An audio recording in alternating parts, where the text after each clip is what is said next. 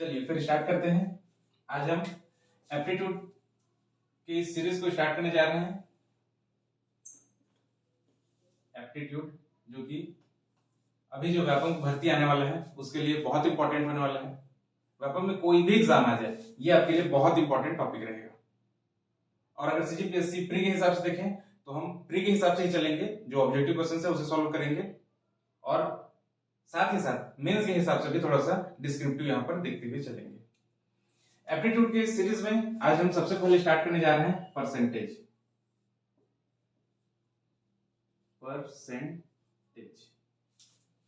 Percentage क्या होता है बताइए। बताइए। हाँ, सही कहा। परसेंट, सेंट का मतलब होता है 100। ये सेंट का मतलब होता है 100 और पर मतलब एवरी। जब भी हम किसी टर्म को, किसी भी क्वांटिटी को बात करेंगे 100 के पर्सपेक्टिव में, विद रिस्पेक्ट टू 100, तो वो कहलाएगा परसेंट। आ जाइए। नहीं, अभी जैसे स्टार्ट ही कर रहे हैं। परसेंटेज, परसेंट, इस टॉपिक को हमें समझने के लिए सबसे पहले कुछ टर्मिनोलॉजीज को, जैसे हम अपने अलग जो सब्जेक्टिव टॉपिक्स होते हैं उसमें देखते हैं, वैसे ही पहले कैलकुलेशन करना सीख लेते हैं। परसेंट, जब भी हम परसेंट कह रहे हैं 100% की बात की जा रही है, इसका मतलब ये है कि ये 1 के फॉर्म में, मतलब ये कंप्लीट है। 1 है, कंप्लीट है। अगर इसे फ्रैक्शन के फॉर्म में लिखें तो 1/1 लिखा है, 1/1। क्लियर है? यहां तक सिंपल सी बात है। 100% को हम क्या लिखेंगे? 1 या फिर 1/1। ये डिवाइड करके 1 ही कहलाएगा।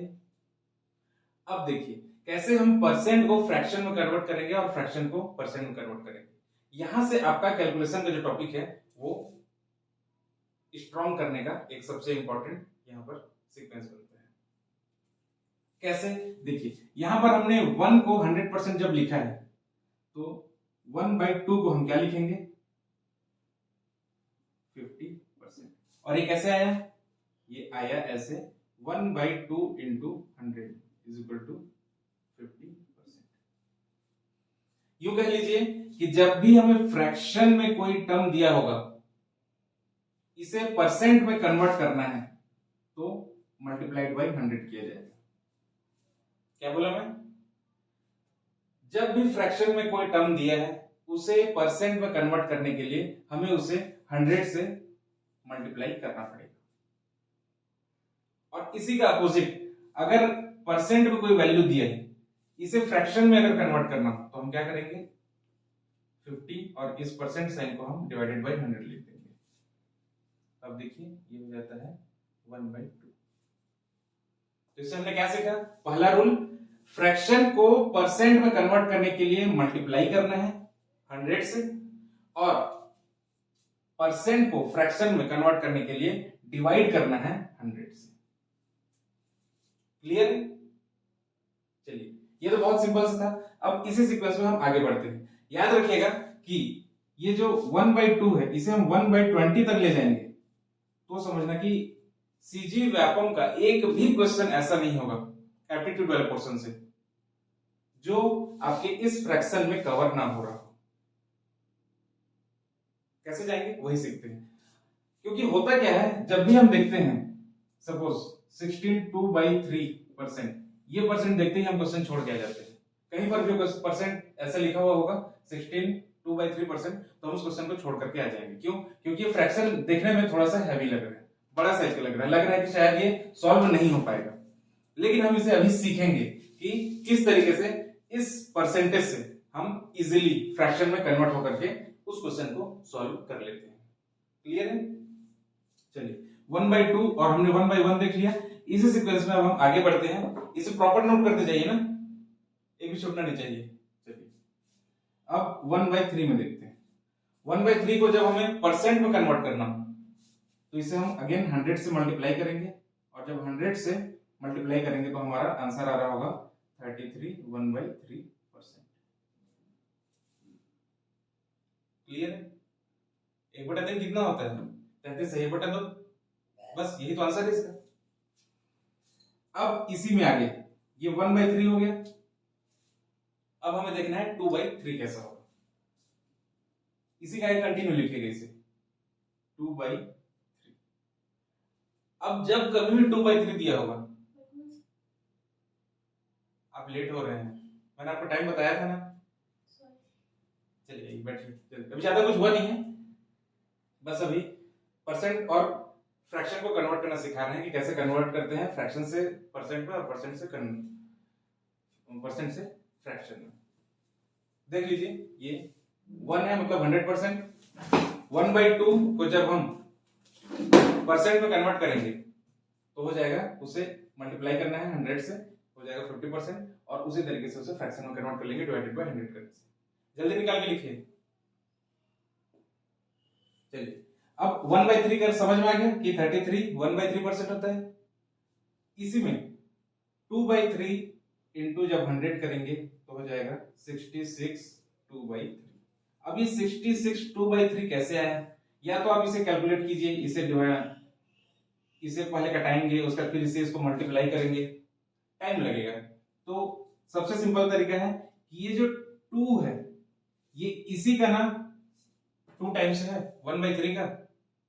भाई आप यहां पर देखिए, इसमें ध्यान दीजिए, 1/3 में जब मैं 2 मल्टीप्लाई करूंगा तभी ना हमारा आ रहा होगा 2/3। क्लियर है? और इसी 2/3 का हमें परसेंट चाहिए, तो इतना लंबा कैलकुलेशन करने के बजाय मैं डायरेक्टली इस 2 के वैल्यू को डायरेक्टली इस परसेंट से मल्टीप्लाई कर दूं तो मुझे 2/3 की वैल्यू आ जाएगा। समझ आ रहा है कैसे? इस 1/3 में मैंने 2 को मल्टीप्लाई किया तो आया 2/3, तो इसी के परसेंट को भी मैं 2 टाइम्स कर दूंगा, 2 से मल्टीप्लाई कर दूंगा तो इसका परसेंट नहीं आ जाएगा। कैसे आ जाएगा? देखिए मल्टीप्लाई करके देखते हैं। 2 को इससे मल्टीप्लाई कीजिए, ये हो जाएगा 66, और ये 2/3 नीचे को वैसे ही रहने देना है। देखिए ये आ गया इसका परसेंट। हमें एग्जाम में जरूरत होती है कैलकुलेशन को स्पीड अप करने की। सॉल्व तो हर कोई कर लेता है एग्जाम को, एग्जाम हॉल में स्पीड चाहिए। एग्जाम के बाद हर कोई सॉल्व कर लेता है, एक क्वेश्चन पकड़ा दीजिए 1 घंटे तक सॉल्व करेगा, कुछ ना कुछ गणित लगाकर गुणा भाग करके आंसर ले ही आएगा वो। लेकिन जरूरत किस चीज की है? स्पीड की, और स्पीड विद एक्यूरेसी। प्लस दूसरी बात यह है कि आपके पास जो क्वेश्चन पेपर रहेगा उसमें एक तरफ इंग्लिश और एक तरफ हिंदी, और यहां पर नीचे में लिखा रहेगा space for rough work, rough कार्य के लिए जगह।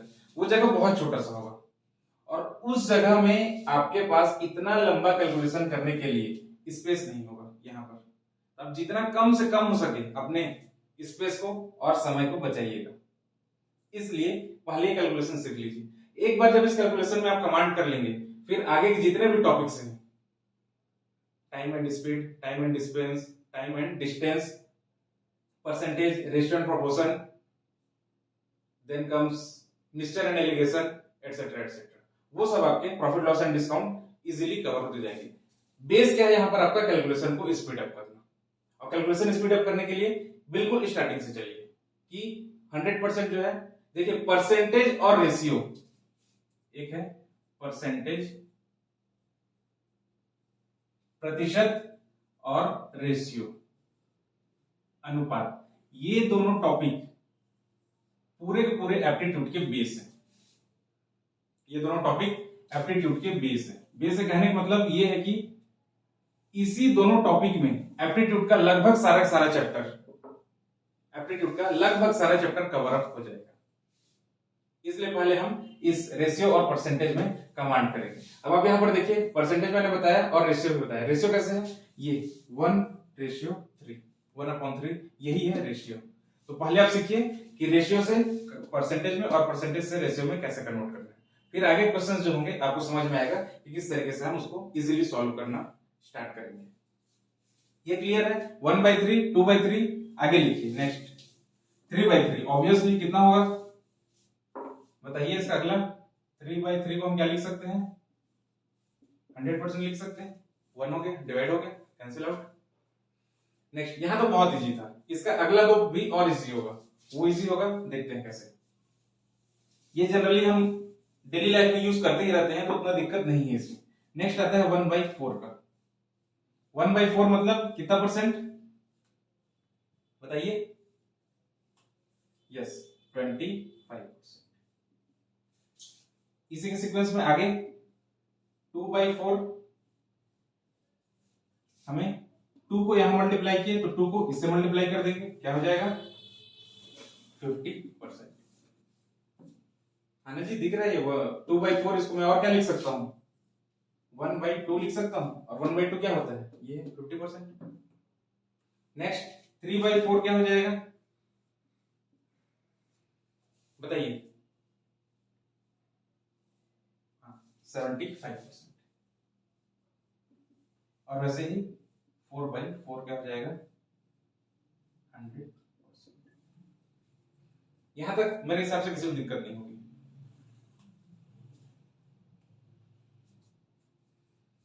नेक्स्ट हम जल्दी लिखिए, जल्दी मैं रफ कर दूंगा ना यहाँ पे।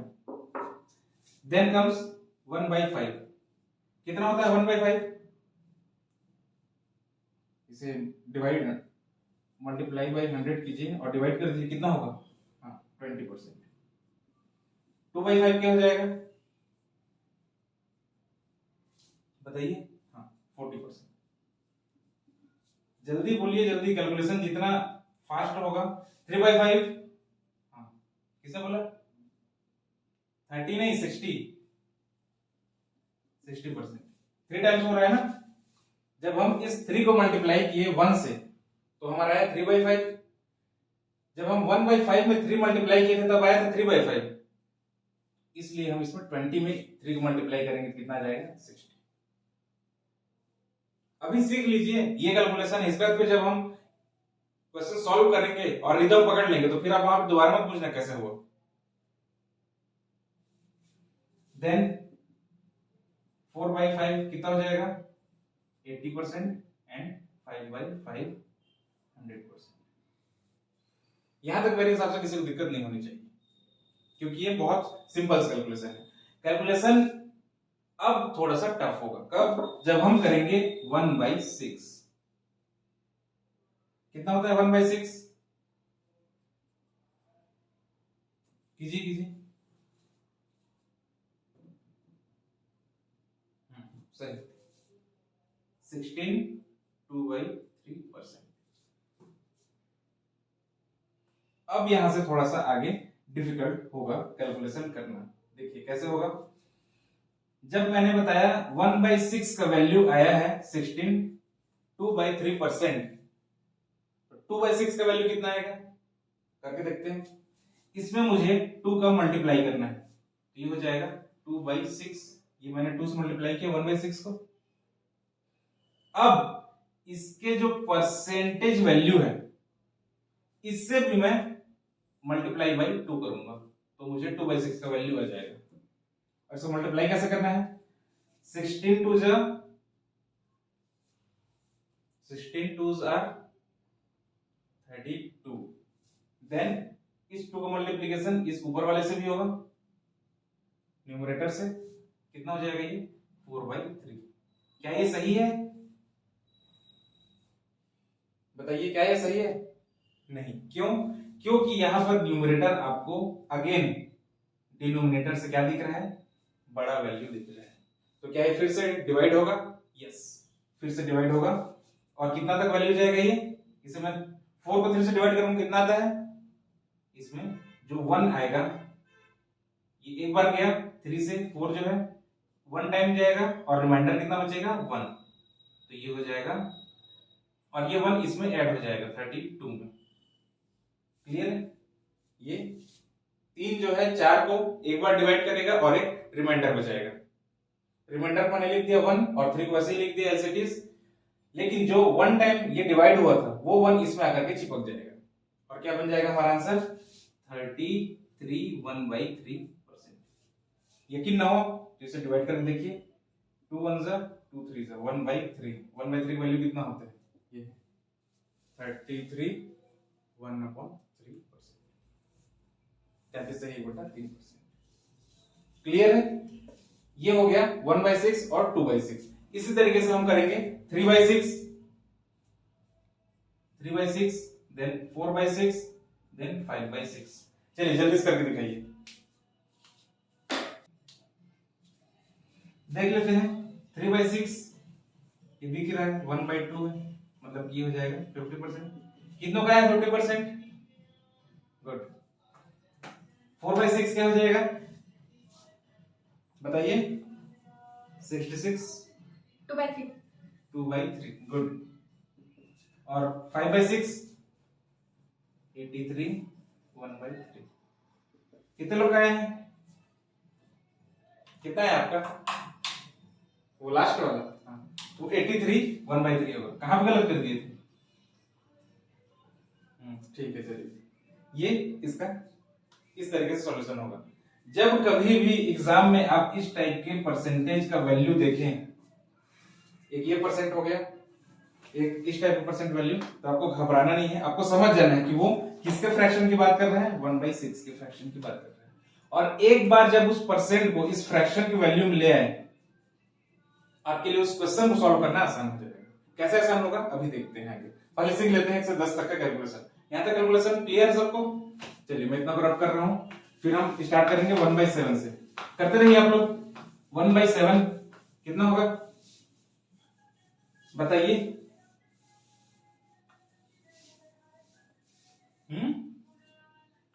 1/7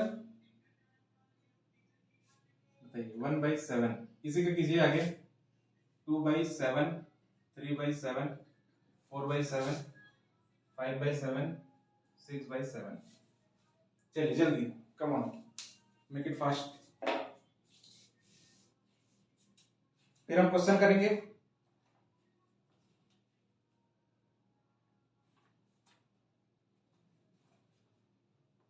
कितने का आ गया? कैलकुलेशन फास्ट कीजिए, बहुत इंपॉर्टेंट है। 1/7 हाँ 14 2/7%। ये फ्रैक्शन है और ये उसका परसेंटेज वैल्यू है। कैसे आया? इसे हमने इंटू 100 किया। क्लियर है? देन 2/7 या तो आप इसे इंटू 100 कीजिए, निकालते रहिए कैलकुलेशन। इसे पहले 7 से डिवाइड करेंगे, फिर जो वैल्यू आएगी उसे 2 से मल्टीप्लाई करेंगे, या फिर डायरेक्टली इस 2 को, ये जो 2 है उसको इससे मल्टीप्लाई कर दीजिए। क्या हो जाएगा इसका value? 14 2s are 28 2 2s are 4/7 28 4/7%। इधर ध्यान दीजिए कैसे आया? 28 4/7 28 एंड 4/7 कैसे आया? इस 2 को हमने इस परसेंटेज वैल्यू से मल्टीप्लाई किया। क्यों मल्टीप्लाई किया? क्योंकि ये 2/7 किससे आया है? इस फ्रैक्शन में 2 मल्टीप्लाई करने से, इसलिए उसके परसेंट में भी हमने मल्टीप्लाई किया तो इसका परसेंट वैल्यू आ गया। ठीक वैसे ही अब इस परसेंट वैल्यू में हम 3 मल्टीप्लाई करेंगे तो 3/7 का भी वैल्यू आ जाएगा। कीजिए 42 6/7। वैसे ही 4 को मल्टीप्लीकेशन करेंगे हम इस परसेंटेज वैल्यू से तो 4/7 का भी परसेंटेज वैल्यू आ जाएगा। तो कितना आएगा बताइए? 56 8/7। ये देखिए यहां पर आपका इतना है नहीं, यहां पर जो न्यूमरेटर अभी मैंने बताया था, न्यूमरेटर जैसे ही बड़ा होगा उसको डिनोमिनेटर से फिर से डिवाइड कर देना, जितने बार जाएगा उसे यहां पर प्लस कर देना। जैसे कि यहां पर 7 एक बार जा रहा है तो ये हो जाएगा 57, क्योंकि ये 1 इस तरफ आ जाएगा और जो रिमाइंडर बचा है वो फिर से ये हो जाएगा 1/7। वैल्यू कितना हो गया 4/7 का? 57 एंड 1/7%। 4/7 का परसेंटेज वैल्यू कितना है? 57 एंड 1/7%।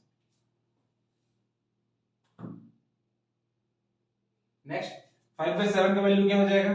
5 से मल्टीप्लाई कर दीजिए 70 10/7। फिर से न्यूमरेटर बड़ा है, ये कितने बार जाएगा? इससे एक बार जाएगा तो ये हो जाएगा 71, क्योंकि जो एक इस बार आया वो प्लस कर दिए और रिमाइंडर यहां पर कितना बचा? 71 3/7%। और लास्ट का वैल्यू कितना है जल्दी बताइए।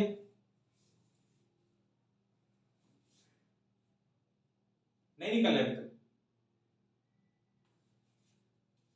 फिर से 6 से मल्टीप्लाई कीजिए इसको। 84 12 7, लेकिन न्यूमरेटर बड़ा है, फिर से डिवाइड हो जाएगा, कितना आ जाएगा 85 देन 5/7। ध्यान रखना जब कभी भी फ्रैक्शन में वैल्यू आता रहे तो उसे फ्रैक्शन में ही लिखना, डेसिमल में कन्वर्ट मत करना। जैसे कि यहां पर मैंने परसेंटेज में जो भी वैल्यू लिखा है उसे इस फ्रैक्शन के फॉर्म में लिखा है ना, इस फ्रैक्शन को ऐसे ही रहने देना, इसे डेसिमल में लाने की कोशिश मत करना। जैसे ही आप इसे डेसिमल में लाएंगे आपका क्वेश्चन वहां से लेंथी हो जाएगा। आंसर तो आएगा लेकिन कम से कम 1.5 से 2 घंटे सिर्फ एक क्वेश्चन को सॉल्व करने में लग जाएंगे। कोशिश करना कि इस फ्रैक्शन के वैल्यू को मेंटेन रखना, इससे आपको सॉल्व करने में बहुत आसानी होगी। कैसे आसानी होगी देखते हैं। हम एक तो क्वेश्चन अभी करेंगे। चलिए 1/8, 2/8, 3/8, 4/8, 5/8, 6/8, 7/8, जल्दी निकालिए। कम ऑन, मेक इट फास्ट।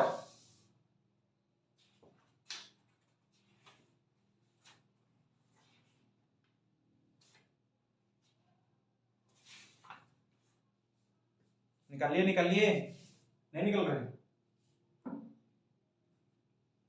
अच्छा पहले सॉल्व कर दूं पहला वाले को। अच्छा पहला कर दूंगा तो फिर निकाल लोगे। 1/8 इसे इंटू 100 कीजिए, ये होगा 12 1/2%। अब बनेगा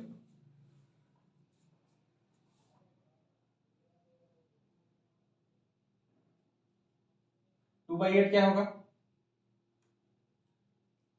इसे कैलकुलेट करना पड़ रहा है। देखिए अगर ये यहीं पर डिवाइड हो जा रहा होगा तो कर दीजिए, कितना हो जाता है 1/4। 1/4 का वैल्यू कितना होता है 25%। ये तो ऐसे ही आ गया। अगर नहीं तो 12.5 में 2 टाइम्स कर दीजिए, देन इसे 3 टाइम्स करके देखिए कितना होगा 37 1/2। ये आ गया आपका 3/8 का परसेंटेज वैल्यू। देन 4/8 का ये अगेन दिख रहा है, कट जाएगा, ये किसमें आ जाएगा 1/2 मतलब 50%। 5/8 का 5 टाइम्स कर दीजिए इसे इंटू 5, ये हो जाएगा 62 1/2%, 5 टाइम्स। देन ये फिर से कर सकते हैं, बिल्कुल कटेगा, कितना 3 4 मतलब 75%। और वंस अगेन इसे आप मल्टीप्लाई बाय 7 कर दिए, कितना है इसका वैल्यू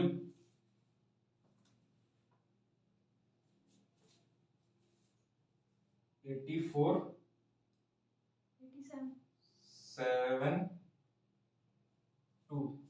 ये कटेगा इससे कितने बार, कितने बार 3 बार। गुड, ये हो जाएगा 87 क्योंकि 3 इधर आ गया, रिमाइंडर कितना बचा 1/2। इसको फिर से देखिए, हमने इसे, हमें ये पता है कि 1/8 का जो वैल्यू है वो कितना है 12.5। क्लियर है ये 1/8 का वैल्यू 12.5 है, क्लियर।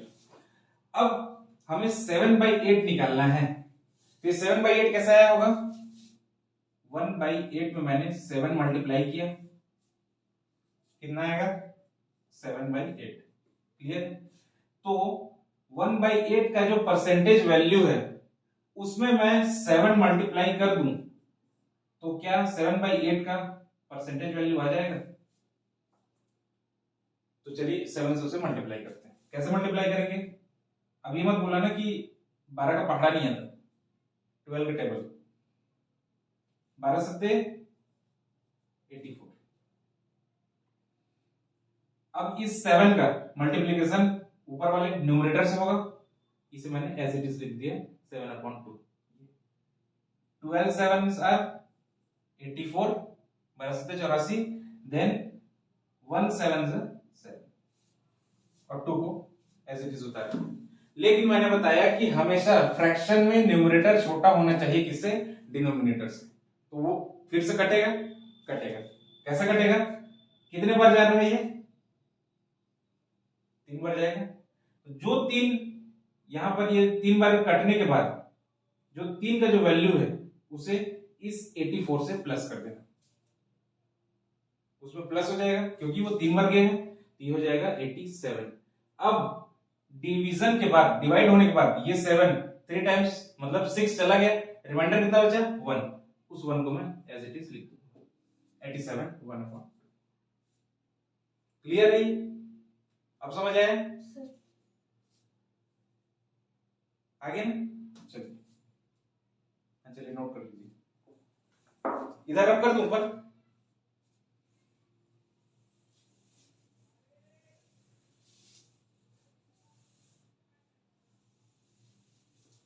अब अगर 1/8 हो गया है, कल आप लोग के लिए होमवर्क रहेगा, करके लाना है।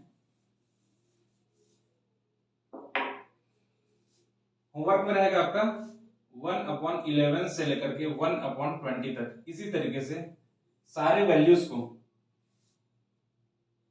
1/11 2 मतलब ये 11 का सीरीज होगा, 1/11 2/11 3/11, वैसे ही 1/11 फिर 12 13 14 से लेकर के 1/20 तक का पूरा फ्रैक्शन और उसका परसेंटेज वैल्यू इस तरीके से लिख करके लाना। चलिए 1/9 देख लेते हैं जल्दी से। 1/9 2/9 3/9 4 5 6 7 8 9, ये तो हटा दो। चलिए जल्दी निकालिए, ये हो गया, रब कर दूं।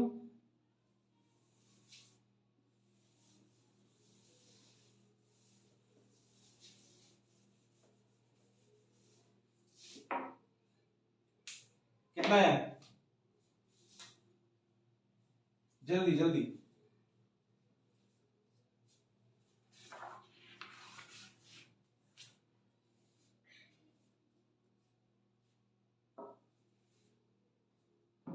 इतना टाइम नहीं मिलेगा एग्जाम में।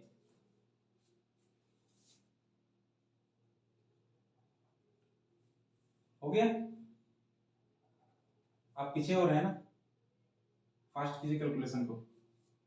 1/9 कितना, 11 1/9 गुड, 2/9 22 2/9 गुड, देन 3/9 33 3/9, ये सही है क्यों, हाँ ये यहाँ पर वैल्यू आपको डिविजिबल दिख रहा है, तो इसे और क्या लिख सकते हैं 33 1/3, ये कट जाएगा। फ्रैक्शन का मतलब ही होता है या फिर रेशियो का मतलब ही होता है कि मिनिमम या फिर लोवेस्ट वैल्यू। जब भी फ्रैक्शन में आप देखें उसे डिवाइड करके देखिए, चाहे किसी भी नंबर से हो, अगर दोनों न्यूमरेटर और डिनोमिनेटर एक साथ डिविजिबल है तो उसे डिवाइड करके जितना छोटा हो सके उतना छोटा आपको लिखना है। कोई लिखा था ऐसा? गुड, आप ध्यान दीजिए थोड़ा सा।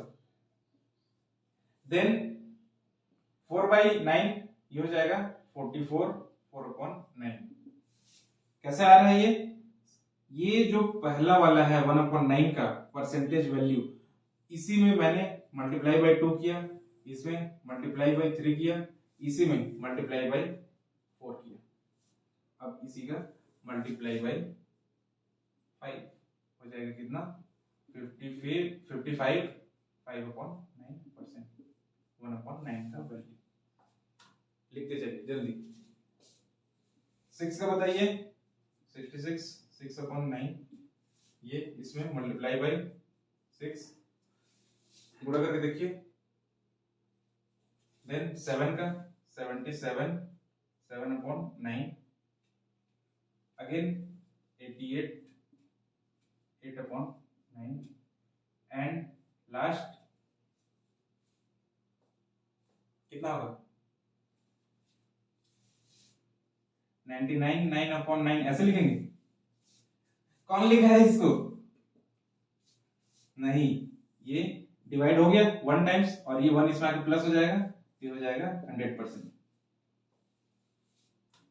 या फिर यहीं पर आप इसे डिवाइड करके देख लीजिए, 1 आ रहा है और 1 का वैल्यू मैंने बताया था कितना होगा 100। यहाँ पर एक ये भी दिख रहा था डिवाइड होने के लिए, ये भी दिख रहा है, इसे आप लिख सकते हैं 2/3, इसे लिख सकते हैं 1/3। ऐसा देखने से जितना छोटा नंबर होगा ये आपको इजीली उसका वैल्यू नजर आएगा। इसलिए फ्रैक्शन को जितना मिनिमम वैल्यू रख सके, जितना लोएस्ट वैल्यू रख सके। और 1/10 करने की जरूरत नहीं है, हम सबको पता है 1/10 इंटू 100 करने से कितना होता है 10%। तो 2/10 कितना होगा 20%, 3/30 और इस तरीके से 40 50 60 70। चलिए लिख लीजिए जल्दी। नहीं लिख रहे क्यों? आता है फिर भी लिखिए कॉपी में, ओवर कॉन्फिडेंट नहीं होने का। चलिए अब हम क्वेश्चन करते हैं। मैंने बताया कि एक बार आपके पास परसेंटेज का फ्रैक्शन वैल्यू रहेगा, आपको क्वेश्चन करना आसान हो जाएगा। कैसे? लिखिए क्वेश्चन लिखिए, छोड़िए घर में जाकर लिखना, अभी क्वेश्चन लिखिए। चलिए 20% इंक्रीमेंट इन प्राइस,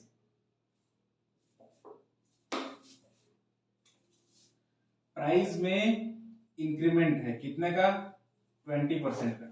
हाँ छोटा परसेंटेज है, टेंशन मत लीजिए। अभी स्टार्टिंग करते हैं, पहले चलना सीखते हैं फिर दौड़ना सीखेंगे। बड़े बड़े फ्रैक्शंस अभी देखेंगे, बड़े बड़े परसेंटेज यहाँ पर देखेंगे।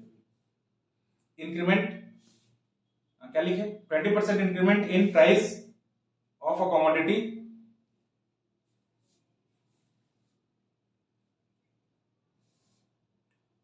full stop. What would be the decrement in consumption? What would be the decrement in consumption? Consumption में कितना परसेंट का या कितने की कमी की जाए? What would be the decrement in decrement in consumption so that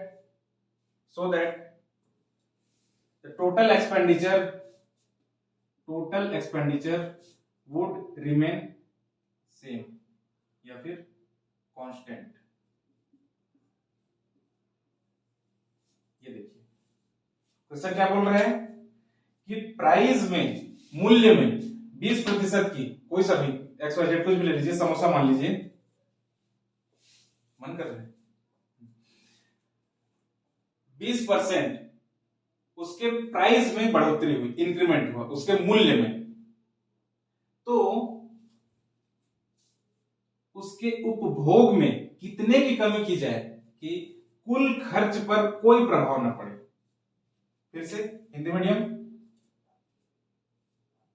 मूल्य में 20% की वृद्धि होने पर खपत में कितनी कमी की जाए, उपभोग में कितनी कमी की जाए कि आगे का आंसर अभी रखिए, देख रहे हैं कि कुल खर्च पर कोई प्रभाव न पड़े। लिखिए क्वेश्चन। चलिए अब थोड़ा सा समझते हैं इसको कि कैसे बनेगा ये। इसके दो तरीके, एक लॉन्ग मेथड होगा उसे देखते हैं। पहले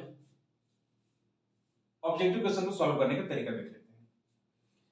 20% को हमें पहले फ्रैक्शन में कन्वर्ट करना है, चेंज करना है। कैसे कन्वर्ट होगा ये 20/100 मतलब 1/5, ये उसका फ्रैक्शन हो गया, किसका 20%। क्लियर है? अब क्वेश्चन बोल रहा है कि प्राइस में 20% का इंक्रीमेंट हुआ है, तो सपोज प्राइस 5 रुपया रहा होगा, तो उसमें इंक्रीमेंट कितने का हो गया 1 रुपये का। क्लियर है? तो अब कितना हो गया वो 6 रुपये हो गया। नहीं समझ? फिर से 20% का इंक्रीमेंट कह रहा है, तो पहले इस परसेंटेज को हम फ्रैक्शन में कन्वर्ट किए। फ्रैक्शन में कन्वर्ट करने के बाद ये जो नीचे वाला डिनोमिनेटर का जो वैल्यू है 5, ये जो नीचे का वैल्यू है डिनोमिनेटर, इसे आप मान लीजिए पुराना प्राइस। अब उसमें 20% का इंक्रीमेंट, मतलब 5 का 20% कितना होगा 1, और वो नया होकर के कितना हो गया 6। क्लियर? लेकिन अब हमारा क्वेश्चन कहता है कि हमारा कंजम्पशन कितना कम होगा कि टोटल एक्सपेंडिचर चेंज नहीं होना चाहिए। टोटल एक्सपेंडिचर नहीं बदलेगा, हम उतना ही खर्च करेंगे जितना पहले करते थे। तो जाहिर सी बात है कि हमारा क्वांटिटी कम हो जाएगा, क्योंकि प्राइस यहाँ पर बढ़ गया है। इसलिए पहले जब 5 रुपये था समोसे का प्राइस, तब भी हम 5 रुपए खर्च करते थे। अब जब 6 रुपये हो गया तब भी हम कितना ही खर्च करेंगे 5 रुपये। बस इतना ही को समझना है। यहाँ पे हम कितना खर्च करना चाहते हैं 5 रुपये। पहले 5 रुपये था, 5 रुपये खर्च करते थे, लेकिन प्राइस बढ़कर कितना हो गया 6 रुपये हो गया। तब दुकानदार क्या करेगा, एक टुकड़ा छोटा सा निकाल करके रख लेगा और बाकी को कितना काट करके रखेगा वो यहां से निकलेगा, क्योंकि हमारा टोटल एक्सपेंडिचर सेम रहना है, लेकिन अब ये चेंज हो गया है बेस। कितना हो गया है 6। कितने की कमी आई है, ये है 1 की। आ गया आपका आंसर 16 2/3%। इतना समोसा वो काट करके रख लेगा। मतलब पहले 5 रुपए में आपको एक समोसा मिलता था, अब 5 रुपए में इतना समोसा कम मिलेगा। 83 1/3% ये समोसा आपको मिलेगा। कैसे हुआ ये? हुआ ऐसे क्योंकि price into quantity is equal to total expenditure. मूल्य को जब हम मात्रा से गुणा कर देते हैं, मल्टीप्लाई कर देते हैं, तो क्या आ जाता है हमारा कुल खर्च आ जाता है, टोटल एक्सपेंडिचर। लेकिन जब ये कंडीशन है तो इसका सीधा सा मतलब है कि अगर प्राइस फ्लक्चुएट होगा, कम या ज्यादा होगा, तो हमारा टोटल एक्सपेंडिचर भी कम या फिर ज्यादा होगा उसी अनुपात में। कब? जब हम क्वांटिटी को कांस्टेंट रखते हैं। ये इक्वेशन है, इसे लिख लीजिए। Price is directly proportional to total expenditure when quantity is remain constant.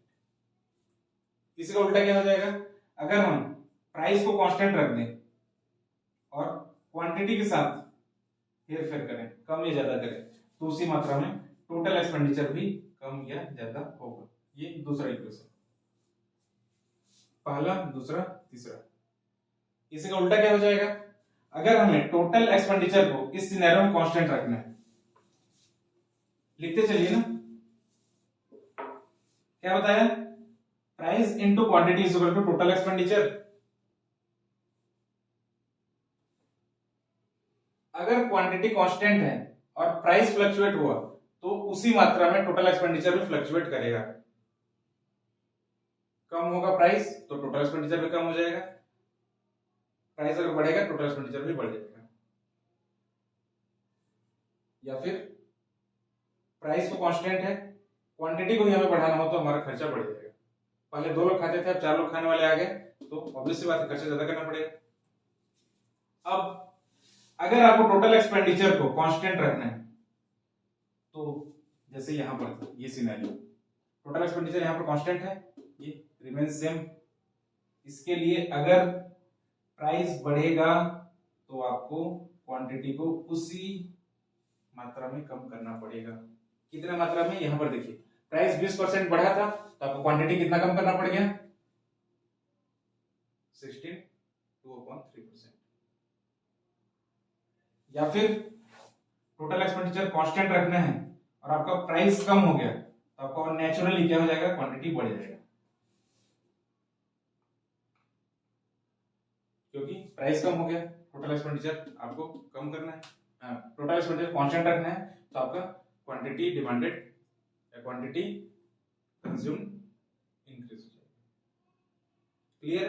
एक क्वेश्चन करके देखिए, ये वाला क्वेश्चन हमने अभी किया, इस टाइप का क्वेश्चन करके देखिए। लिखिए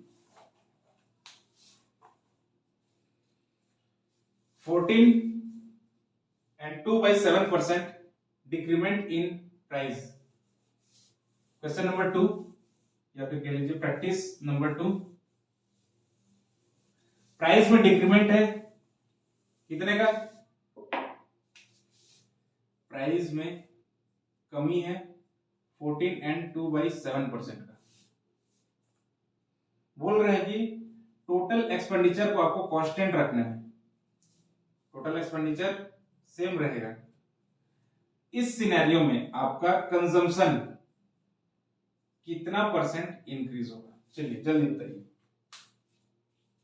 देखिए क्वेश्चन को हूबहू वर्ड टू वर्ड लिखने के बजाय आप इस शॉर्ट फॉर्म में लिखिए, इससे समय बचेगा। क्वेश्चन को बार बार लिखने की जरूरत नहीं। क्वेश्चन क्या बोल रहा है? प्राइस में कमी हुई इतने की, कंजम्पशन में कितने का इंक्रीमेंट होगा कि हमारा कुल खर्च पर कोई प्रभाव ना पड़े। बताइए।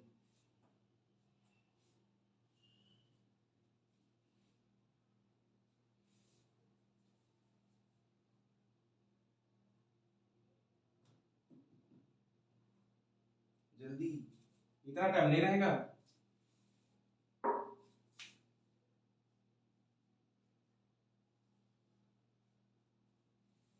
एग्जाम में इतना टाइम लिए तो आपका कोई ना कोई क्वेश्चन कहीं ना कहीं कॉम्प्रोमाइज हो रहा होगा। कोशिश कीजिए कि एक क्वेश्चन को आप 20 सेकंड से ज्यादा न लें, बल्कि 20 सेकंड बहुत ज्यादा है। एक क्वेश्चन के पीछे 10 सेकंड इनफ होना चाहिए, मोर देन इनफ। चलिए देखते हैं। वंस अगेन ये परसेंट है, फ्रैक्शन में से कन्वर्ट करेंगे क्या होता है 42/7 का।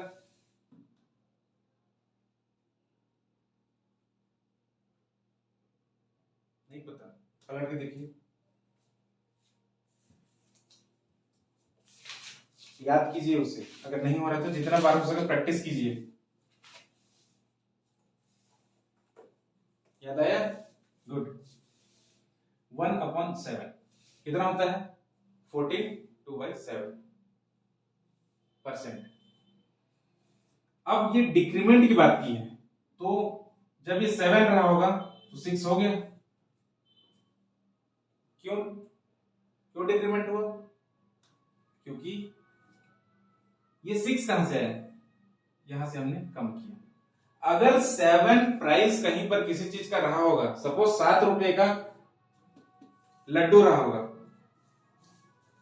अब उसमें 14 and 2/7% का 14 से ही 2/7% की कमी की गई। किसमें? प्राइस में। तो पहले जो 7 रुपए मिलता था अब कितने मिलेगा? 6 रुपए में। क्यों? क्योंकि यहां से एक कम। क्लियर? लेकिन आपको यहां पर टोटल एक्सपेंडिचर को सेम रखना है, कांस्टेंट रखना है। टोटल एक्सपेंडिचर कांस्टेंट रहेगा। पहले कितना खर्च करते थे? 7, अब भी कितना करेंगे? 7 करेंगे। इस वजह से आपका कंजम्पशन क्या हो जाएगा? इंक्रीज हो जाएगा। लेकिन कितना ऐसे इंक्रीज होगा? ये देखिए, 1 से इंक्रीज होगा, लेकिन अब बेस क्या है? 6 का। इसका मतलब ये है पहले जो मिठाई आपको 7 रुपए मिलता था, अब 7 रुपए में इतना मिठाई आपको ज्यादा मिलेगा। क्लियर है? हमने 2 तरह के क्वेश्चंस देखेंगे। थोड़ा सा इसे पॉज करना जी, गाना बज रहा है अभी। ये शादी के सीजन में ना बस बजना, कभी इधर से आएंगे कभी उधर से जाएंगे। ये क्वेश्चन समझ आया? चलिए एक और क्वेश्चन करते हैं, सेशन को खत्म करेंगे, लास्ट करते हैं। लिखिए क्वेश्चन। 2 दोस्त हैं एक्स वाई, मान लीजिए कोई भी, मोहन शोहन, कुछ भी लिख लीजिए। उनका इनकम लिखिए। सपोज ए और बी, इसका इनकम है सपोज 200 रुपीज और इसका इनकम है सपोज 300 रुपीज। जल्दी लिखिए। ए का इनकम 200, बी का इनकम 300। अब मुझे बताइए बी ए से कितना ज्यादा है और ए बी से कितना कम है। ऐसे क्वेश्चन पूछते हैं, वन लाइनर, जल्दी बताइए। Come on make it fast.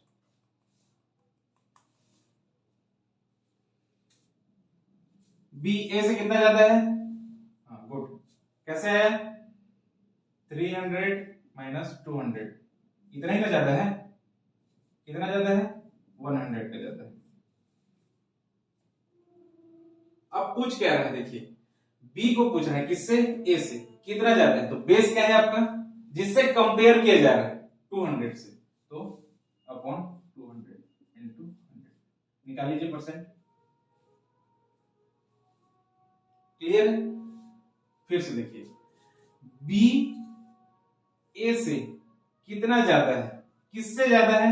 ए से। तो ए का कितना है? 200, इसलिए नीचे लिख दिए। कितना ज्यादा है? यहाँ पे डिफरेंस देखिए 100 का, इतना ज्यादा है किससे? ए से, तो परसेंट आ जाएगा 50%। क्लियर? अब देखिए कि ए बी से कितना कम है? कम तो है ही, वो 100 से ही दिख रहा है वो। 300 माइनस 200 100 से कम है, लेकिन किससे कम है? बी से कम है, इसलिए हम बी का 300, सॉरी बी का कितना है? 300। कंपेयर किससे कर रहे हैं? बी से कर रहे हैं, इसलिए जिससे कंपेयर किया जा रहा है उसका वैल्यू नीचे आ गया। यहां पर ए से कंपेयर कर रहे थे, इसलिए उसका वैल्यू नीचे था। बस ये समझ लीजिए कि हमें डिनोमिनेटर में किसके वैल्यू को रखना है, फिर आपका क्वेश्चन बन जाएगा। और इस टाइप के क्वेश्चंस आप व्यापम के कोई भी एग्जाम क्वेश्चन उठाकर देख लीजिए, परसेंटेज वाले टॉपिक में आपको देखने को मिल जाएगा। बिल्कुल सीधा सपाट क्वेश्चन है। ये हो जाएगा कितना? 33 1/3%। इसमें 200 कर दें, परसेंटेज पूछे इसके। क्लियर है? कोई डाउट? आप समझ आ गए कैसे हुआ बताइए। यहाँ पर ये 300 कहां से है? अच्छा बी से, गुड। चलिए तो इस सेशन को आप यहीं पर कवर करते हैं, यहीं पर सम अप करते हैं। आगे जो क्लास होंगे कल के, उस क्लास में हम इसके और आगे लेवल के क्वेश्चंस को सॉल्व करेंगे। आप लोग भी बने रहिए। Do like share and subscribe to our YouTube channel. Thank you.